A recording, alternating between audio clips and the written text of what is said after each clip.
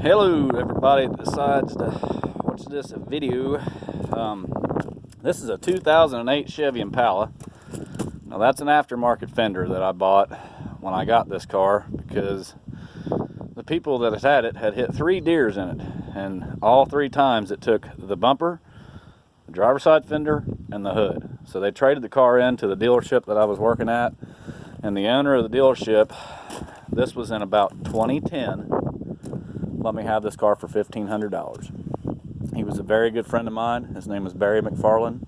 He's since passed away. May he rest in peace. Barry was very good to me.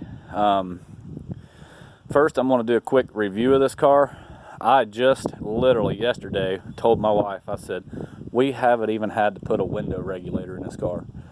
And anybody that knows these Impalas and about any vehicles that's got power windows these days, the window regulators don't take it because they got these little thin cables in them and these plastic things. They work like a scissor, and they break. A lot of times in winter from people trying to roll it down. With the ice we had, I'm sure that she tried to probably roll that down a couple times while it was froze shut.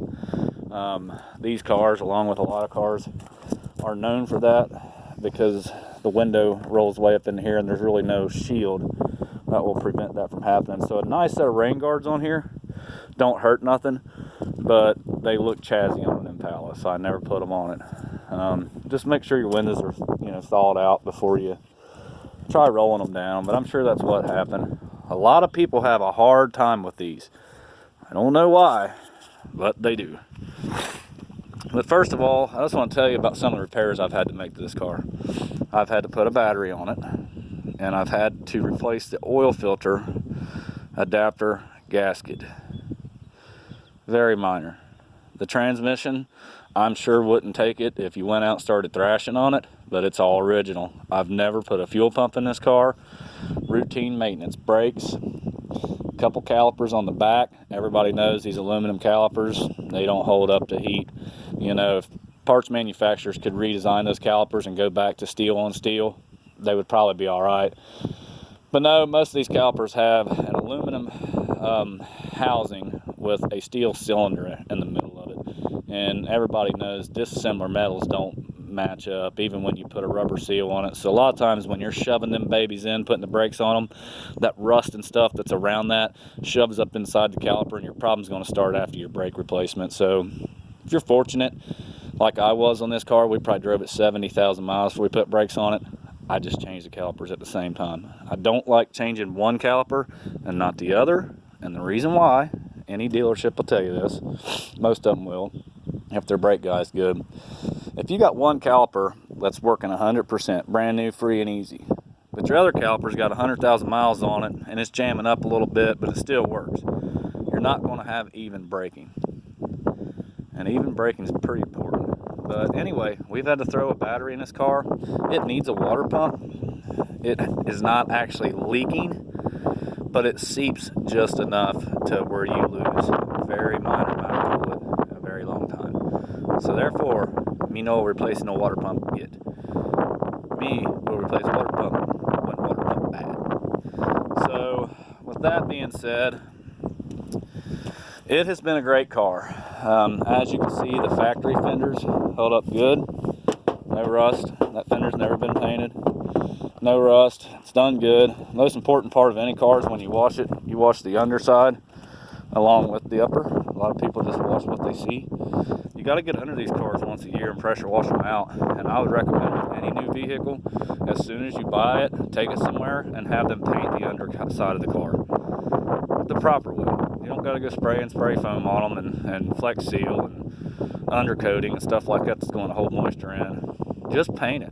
You won't have to worry about it for another 10 or 15 years. By then the car will probably be done anyway. But this has been a great car. I've had this car all over the place. I wouldn't care to get in it right now and drive it anywhere. So Chevrolet did a good job on the Impalas. There's no doubt about it. I wish they would go back to the older 3.8 engines, maybe perfect the few little flaws that they had, such as intake gaskets. That was on the older motors. These newer motors don't have an intake gasket problem, but they're not as powerful. I don't like these electronic throttle body controls, you know, what was wrong with the old cable going out there. It left you a lot less room for error. But I'm not an engineer, so other than that, it's been a great car. I'm going to get back to the window regulator here. These are pretty simple. When I was working as a mechanic, I could change this in 15 minutes. I'm not joking. By the time I pulled that car in, I could have that door panel off, have that regulator in and out, and be putting the door panel back on in 15 minutes. I'm about 10 or 11 years older now. I'm obviously in my driveway, in the gravel. I got a little box of gloves here. I'm going to use as a knee pad because my knees suck. No matter what, tomorrow my back will hurt all day, but whatever. It's got to happen. Dealership would want 1.3 hours is what these call for. 1.3, and let's just say at $100 labor rate, that's a lot of money. Some places charging $125 an hour now. Window regulators should only call for about 0.8 of an hour. That's what they should call for. So anyway, I don't have a camera holder. My camera that I normally use for this is down right now. Probably going to have to get a new one, so I'm going to be pausing this video. But the first thing you want to do is you're going to take off this piece. It just pops right off of there, easy as can be. Stick your fingers in there, grab it, don't scar your paint up. These don't come out. That's for your mirror. There is a plug you're going to have to unplug once you get in here, but that's later down the road. All I'm going to do off camera is I'm going to pop this little panel out here, and there's a screw in behind that, probably a 10mm bolt, I can't remember. And if I'm not mistaken, yep, underneath this little cigarette butt collector is another two 10mm bolts, or you can use a Torx bit for them. Other than that, this panel pops off. So, you know, this lens don't have to come out, I'm pretty sure. But if anything changes, I'll let you know. It's been a while. On some of your trucks and stuff, you'll want to look closely at this. Some of these have a little plastic clip right here that pop out, and then that lifts up off of there, easy as can be.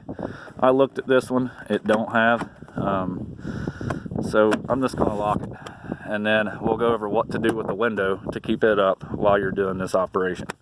I'll be back. Okay, so up inside your door handle here, they had to go and put a Torx screw in it instead of just making them all 10mm or Torx. That's probably like a T, I don't know. Anyway, I have a bunch of Torx head sockets or bits in there and all that stuff, but I also have these little Allen wrenches here. They're not actually made for this kind of screw, but it'll work.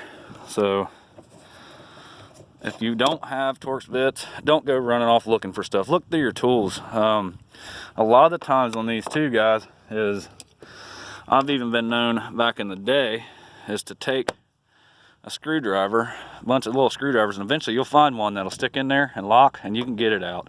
If it's super tight, don't mess your bolt up. Go find what you need. Other than that, you can just take and grind a little bit off each side until it fits. So that's if you're trying to get by, not wanting to go buy tools. That's absolutely fine. You know, I kind of like to look outside the box and be able to do whatever I've got to do with what I've got, you know. I have a ton of tools. Most of them are out at my dad's house at our shop where we fix up classic cars at. So I just keep a few things around here. Normally that is where I would be doing this job at. But my sister's storing her 40-foot camper in there for the winter time. So I've been reduced to gravel. But anyway, this pops up out of there. You can break this. You don't want to break this. GM likes these little bezels. They really get you on these. There's no doubt about it. But as you can see, now that I've got it out, the front hooks up in there and then just snaps down. So you don't want to be prying up here at first. You want to get back here on this corner and start pulling up and get around through there and pop it up right here, and it'll lift right out of there. So all I'm going to do is lift that up, unplug those 3 wires. They all only plug in to one plug, so you can't mess that up. And then that comes off, and then we'll get back to popping the rest of this door panel off. Again, I apologize for having to pause it so much. I don't have a camera holder with me. Okay, I was wrong about one thing. On these Impalas behind the reflector down here, you do have a small bolt. It's probably like a 6.5 millimeter or 7. They always make these kind of odd. It couldn't just be an 8 and be done with it. But that's got to come out or you're going to break your door panel. So once this is out, all you're going to do is pry around the bottom here, pop it out, try not to break your clips. You're going to get the bottom popped out. You lift this up and off of here, and then you're going to be unhooking the cable for your door handle. Don't be trying to get in there and tear your door handle off. That's not how this goes. This don't pop out of here nothing until you get this door panel lifted up off of here. This will unplug, and then this cable will pop out, and you just leave that right there where it's at. I'll be back. Okay, this is your cable for your door handle. So I don't know how well you can see that, but these are 2 little push tabs right there. A very teeny pair of needle nosers work good for that, or you know, a man needs to have about 1 million of these little screwdrivers. And you just bring it around there, pop your bearing up out of there, that's fine. And then this clip on your door lock, well, you can see that.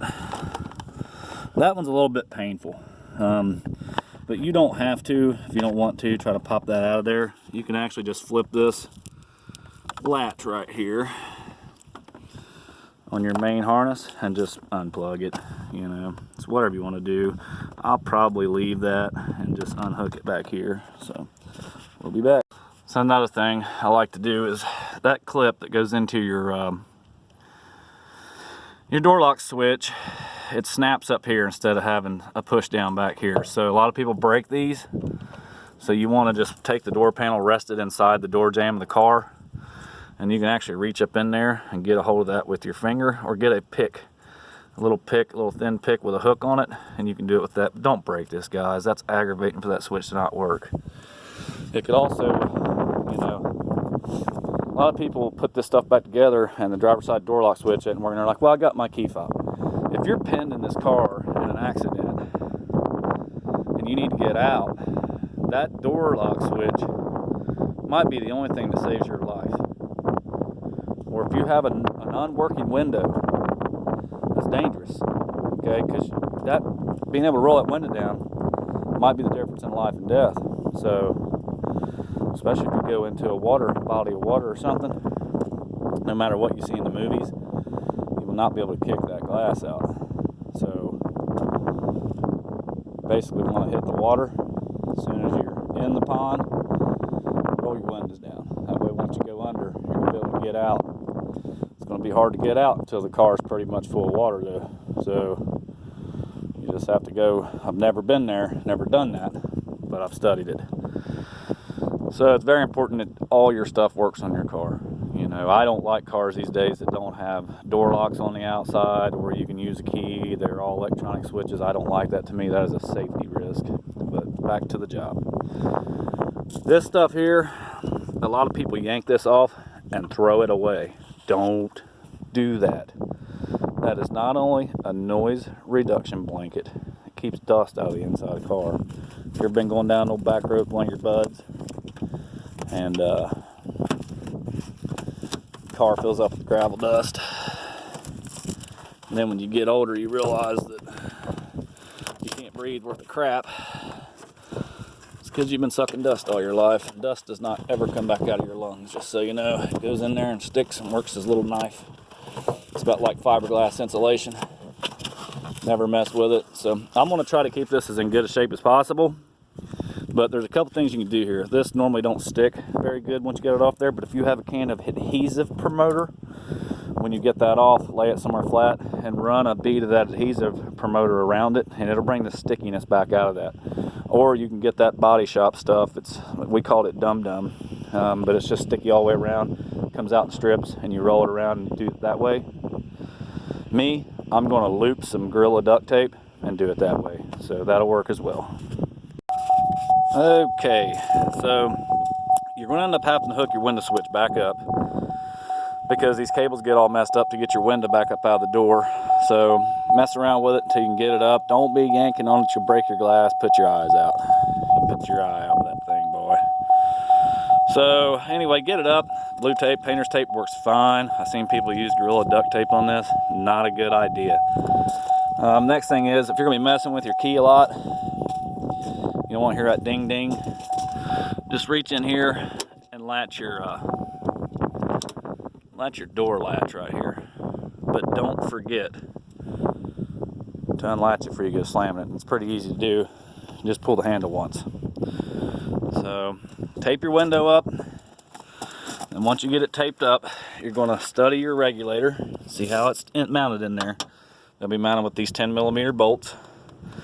There will be 1, 2, here's your motor bolts, 3, 4, 5. This has to be unplugged because your regulators, don't get the regulator without the window motor. You'll hate your life. So this was only $90 from O'Reilly's, and this regulator is for the driver's side. It's part number 78172. So a good thing you can do, go ahead and bust that baby open, let the old eyeballs get a peek at that, see what you're working with. Obviously you want to make sure you at least look like you got the right part before you go any further. I'll be back. Okay, just to backtrack for a second, a lot of the pickup trucks and stuff, when you got the window all the way up, you can get to the window holders like through a hole and unbolt them. On the Impala, you can't do that. So I had to let the window back down and take out the 2 10mm bolts that actually hold the window into place. Okay, so they hook to your window, and that's what runs it up and down. Then bolts come all the way out of there. You don't try to pry the bracket off of the glass. Some of your older applications that worked as like a clamp would clamp to the window. These aren't like that. It's a fixed mounting bracket. So you gotta let it back down, zip that one out, reach through this hole, zip that one out, just 2, and then run your glass back up and get it out of the way. Filler needs to make sure he's got this taped up okay. Or, you know, I see a lot of guys trying to get somebody to hold them. You don't want that to fall down while your hands are in there, you know, especially like right here. And there's nothing now that it's not affixed to a bracket to hold it inside the jam saddle, the whatever you call this. So it can get sideways, things can go wrong. So just make sure you got that window tied up properly. And then now we see that we have 1,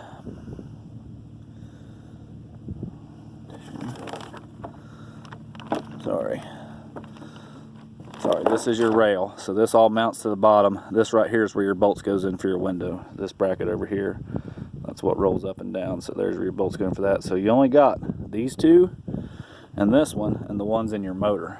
So these 2 and the ones in your motor. I'll be back. The guy always wants to pay attention to the length of his bolts. So your instructions on these, I think, kind of tells you a lot of that. But you don't want to put a bolt in here that would go so far that it would damage that rail. So on this one, the long bolt goes through here on the back, which obviously it's plain as day that it couldn't interfere with anything. And then your short bolt went up here where it could interfere with something. So the short bolt goes toward the front of the car. All right, so I got the motor unbolted. This baby just pops up out of there like that. Shove it inside the door. And then you spend the next 25 hours wiggling this thing up out of here and getting it out with the frame and all that crap. These things always break because they're junk. I forgot to get the top bolt out right up here, but I'll get that out. That'll all scissor up out of there, and we'll just throw that as far as we can so you can find it again with the lawnmower come summer. Okay, just real quick, it comes with new bolts, and they are a little bit shorter than the originals, so I'm going to use them for here. I don't want to be putting something in there that's going to bottom out in there. This one has a jumper harness that comes down off of it instead of just a connector. I checked it, it does work. So you're going to start these 3 bolts, that way you can just reach up in there and hook it. And as you can see, I got this rail pointed straight forward because it has that 1 bolt that goes up there and then the 2 other ones that go right here. So I want to put this thing in there without bending and stretching on it and doing all kinds of crazy stuff. So you have obviously see it's cable, so you can wiggle it and finagle it a little bit, but don't get stupid. Be right back. Okay, another thing I seen a mechanic do one time when I worked at a dealership in Maysville, Kentucky, is he was putting something in a door, and I seen him in here with a 3/8 ratchet 3/8 drive extension, and he was really putting the grease on it. I said, man, what are you doing? You know? So, just to be clear, some people do need to use torque wrenches. That's why torque specs exist. On major engine work and stuff, I always use torque specs. But on common jobs like this, it's common sense for a feller. But if you put that on there, unless you're a little feller, and you know, you got a pretty good sized hand, you can put a lot of pressure on some of that. So just give her a, always run them in even. You're right. Now we're going to get our 2 bolts ready to hold our window bracket. Pull our tape off, lower our window down slow, tighten them up, roll the window up. Should be in good shape. I'll be back. I was gone there for a minute there. The old baby maker of mine. Yeah, she ain't making many babies anymore. She's too old. But the baby maker called while I was on pause there and asked me if I got her window working yet. And I said no. I just disconnected all the other 3. It's summertime anyway. And she said, you better not have. What's it got to do? I don't know. Anyway, we're going to get back at this. I'm not going to cakewalk everybody back through reassembly because honestly, when you're taking something apart, the most important thing of the job is pay attention to how it came apart. Craziest thing is it's kind of reverse of how it comes apart to put something back together. I've seen guys with air tools. You know, if you're a new mechanic, air tools are your worst enemy when it comes to automotive work. You need to be focusing on what you're doing, not blaring bolts out and sending them flying across the shop floor. You need to look at lengths and stuff like that. And if there's anything whiffered, just wrap a piece of old blue around it and write on there, bolt came out by blower motor, something, you know, figure out your own thing. Anything big I do, so for instance, say I'm going to be pulling this plenum off, I'm going to have me a bench set up there, you know, a piece of cardboard or something with a little diagram, you know, throttle body side, power steering pump side, and I'm going to be placing a man's parts just like they come off. It's going to make your life a lot simpler when you put it back together, unless you're good, but whatever. For beginners, take your time, pay attention, but we're going to reassemble this and we'll see how it works. I'll be back. Okay, we got that in. So your 2 bolts here, I use the shorter ones, so I don't want nothing dragging up in there. So you got 2 bolts down here on your regulator bracket, 1 up here. People forget these. I can't count how many cars I've took apart and the top one be missing.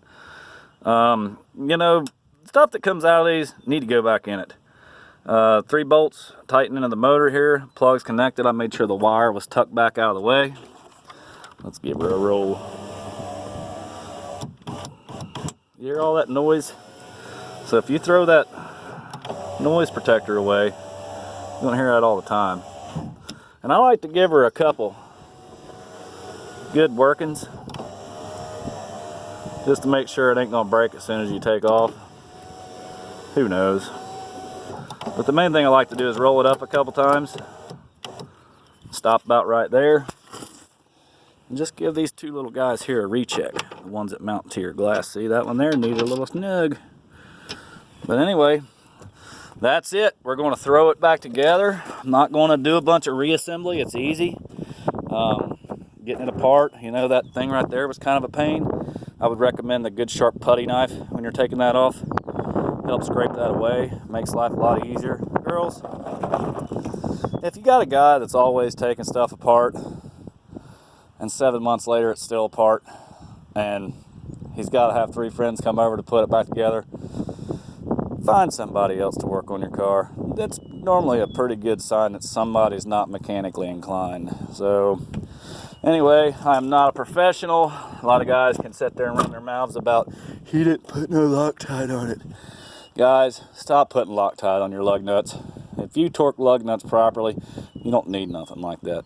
Loctite is for a very few areas, not the whole car. I know guys that can't go to AutoZone without getting 3 tubes of Loctite and about 7 things of RTV. I mean, come on. I can put that whole motor together with one tube of RTV. One. RTV is not a gasket, friends. Gaskets are gaskets, RTV is RTV. There's areas where you need RTV, most areas you don't. It's to stick the gasket. Other than that, hope you enjoyed the show. I was going to get the old dog out and have her show you a trick again, but she broke out of jail last night. Still hasn't come home. I'd say she's somewhere chasing cows, probably getting kicked by a bull. She's a cow dog. She likes that stuff. Other than that, I normally try to get the dog out. She likes to hang out with me when I'm working on stuff.